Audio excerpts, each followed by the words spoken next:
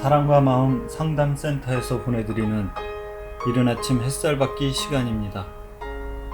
이 시간 말씀을 통해 나 자신을 성찰하며 하나님의 사랑을 경험하는 시간이 되시길 바랍니다.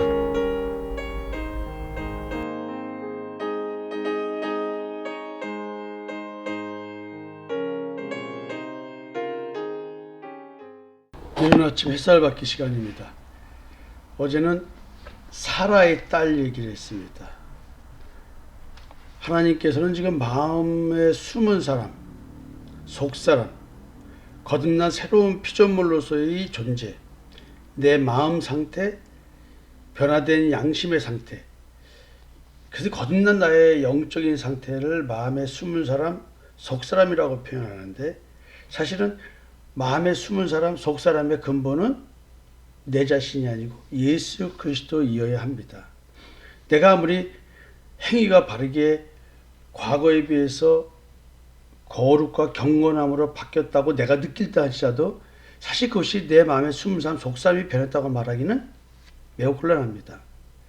일단 내 스스로가 나의 마음과 양심의 문제가 하나님 안에서 예수 그리스도의 보혈의 피로 어떻게 변했는지, 영적 정체성의 변화가 외형적인 모습이 아니라 성경적 관점에서, 하나님의 관점에서 그 변화됨에 대한 이야기를 아마 느끼고 말할 수 있어야 될 것입니다. 어제는 아내들에 대한 얘기를 했습니다. 아내와 남편과의 관계. 그렇지만 이것은 사실은 교회와 그리스도의 관계를 영적으로 배경으로 깔아놓고 오는 삶의 현실로 드러나는 삶에 대한 관계에 대한 이야기입니다. 오늘은 남편에 대한 얘기가 나오네요. 남편들아, 이와 같이 지식을 따라 너희 아내와 동거하고 그를 더 연약한 그릇이요 또 생명의 은혜를 함께 이어받을 자로 알아 귀히 여기라. 이는 너희 기도가 막히지 아니하게 하려 함이라. 지금 아내에 대한 얘기를 했고 이제 남편에 대한 이야기로 전환이 됐습니다. 똑같이 아내가 남편에게 순종하고 살듯이 사라가 아브라함에게 아브라함을 주라칭하며 아브라함의 믿음, 그것을 존중했듯이 또 아브라함의 믿음을 존중했다는 얘기는 아브라함에게 약속하신 씨의 축복을 믿고 그 씨가 이삭이 아니라 예수 그리스도라는 사실을 깨닫고 그리고 자기 몸을 통해서 이어질 육신으로 이어질 그 예수 그리스도의 잉태함에 대한 이야기를 믿고 아브라함에게 역사하는 하나님을 믿고 그 하나님을 존중하는 의미로 아브라함을 추라칭한 것입니다. 여러분들이 이 말을 이해한다면 또 마찬가지입니다. 아내들이 남편에게 그의 그렇게 믿지 않는 남편에 대해서 또는 율법적 신앙을 가진 그런 남편에 대해서 어떻게 행동하라 그렇게 말하고 있는 것처럼 또 남편도 똑같이 아내에 대한 얘기를 합니다. 아내가 남편에게 순복한 것처럼 남편들도 아내에게 가장으로서 해야 될 의무가 있습니다. 이와 같이 지식을 따라라니까 이와 같이가 뭘까요? 이와 같이가 뭘까요? 베드로전서 3장 1절 아내들아 이렇게 말할 때 이어서 하는 말이 이와 같이 이렇게 말합니다. 이와 같이 그러니까 앞에서 그 한 얘기죠. 2장에서 나와 있는 얘기, 이방인과의 관계의 이야기, 종과 주인의 관계 이런 것을 쭉 얘기를 하면서 현실적인 얘기고 우리 삶의 이야기를 하지만 그 밑에는 영적인 것이 배경이 돼서 나오는 삶의 태도들 그 얘기를 하면서 이제 아내들아 이와 같이겠고 또 남편 된 자들아 남편들아 이와 같이 이렇게 얘기를 하고 있습니다. 지식을 따라 너희 아내와 동거하고 지식이라는 것은 어떤 지식을 말할까요? 이게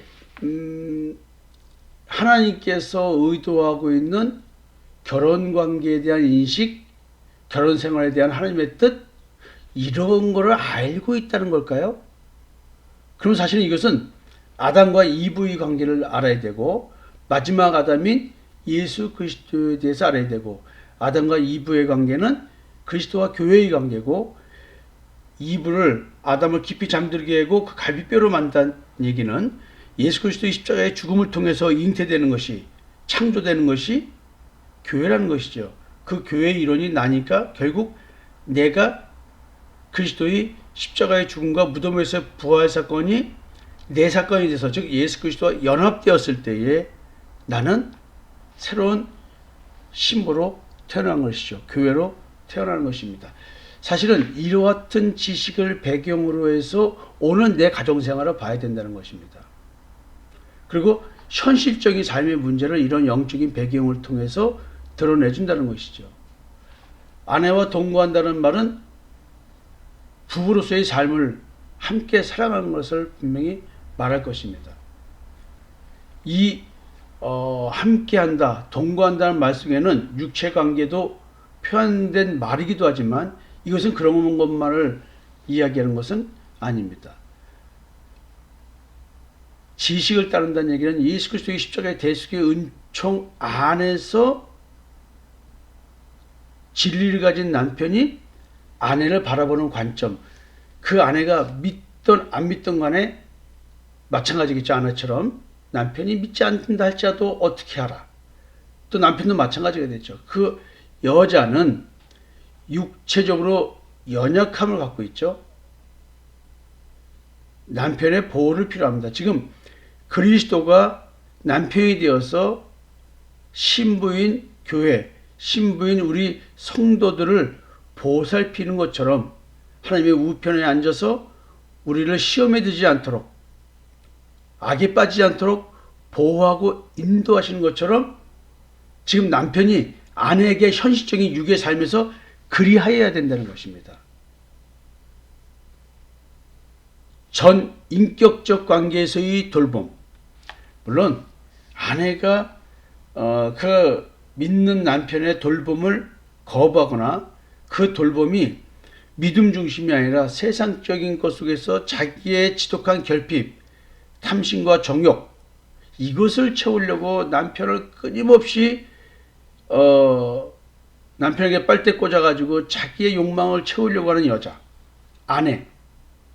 그런 아내를 일정 부분 분명히 채워줘야 되겠지만 그것이 우상 숭배된 자기 삶을 가지고 믿는 남편과의 관계를 맺으려고 한다고 한다면 그것은 여기서 말하는 그런 대상이 아닐 수 있습니다. 그러나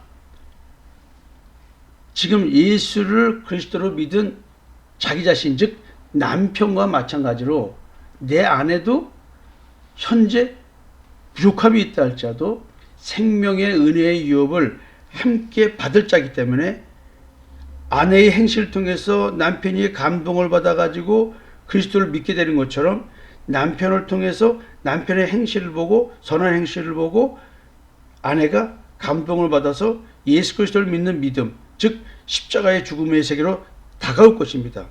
지독한 자기 결핍에서 벗어나 옛사람을 십자가에 못 박아 죽이고 육체와 함께 정과 욕심을 십자가에 못 박아 죽이는 이런 자발적 의지가 아마 생길 것입니다. 이제 하나님이 그렇게 십자가로 걸어갈 수 있도록 자기 자신이 있는 그대로 수용할 수 있도록 힘을 주시겠죠.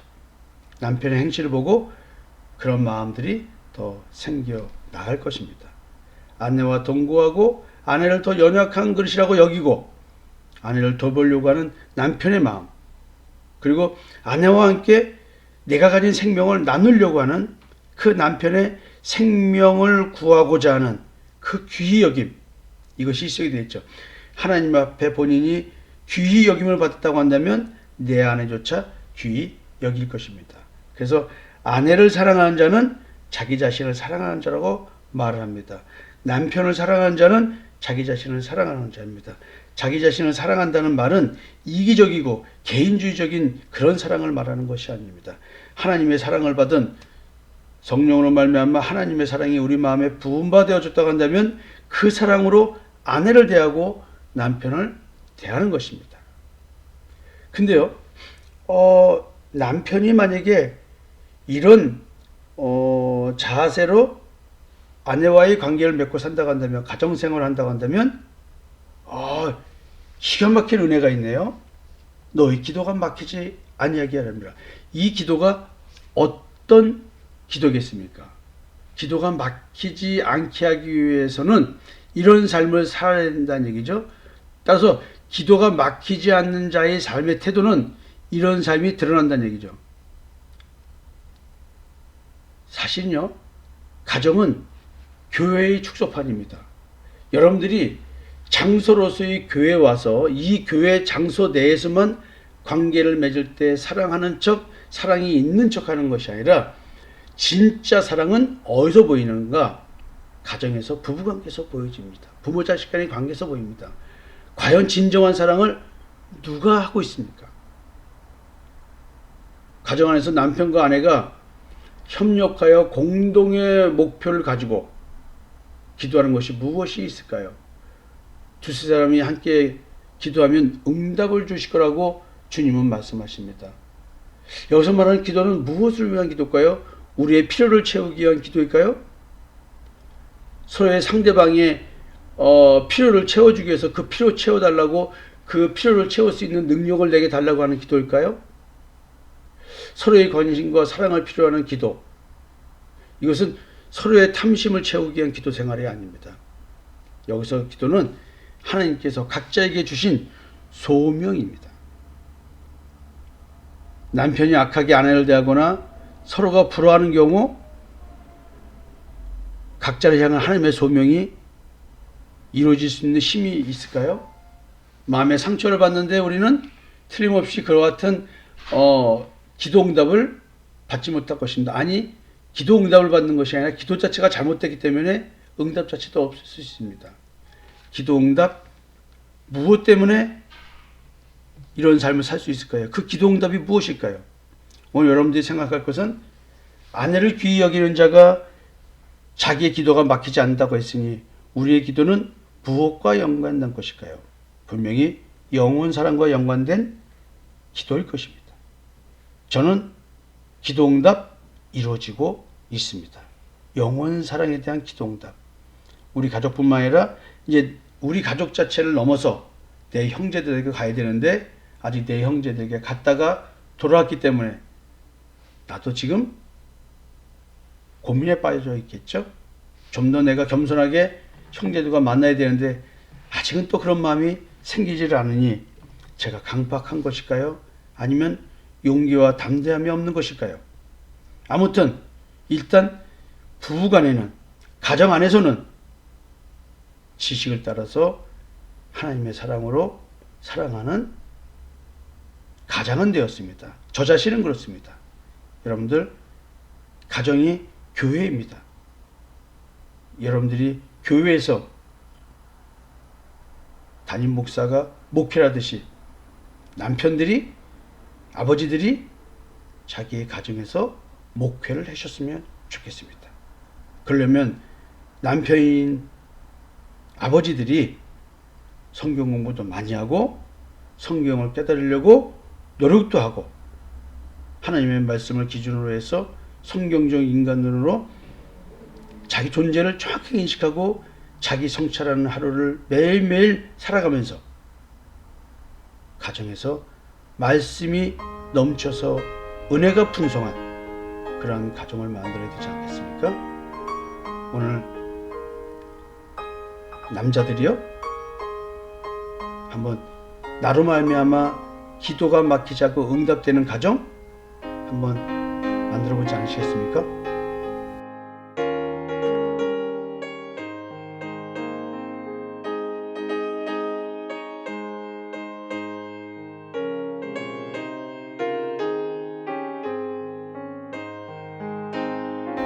지금까지 사랑과 마음 상담센터에서 보내드리는 이른 아침 햇살 받기 시간이었습니다.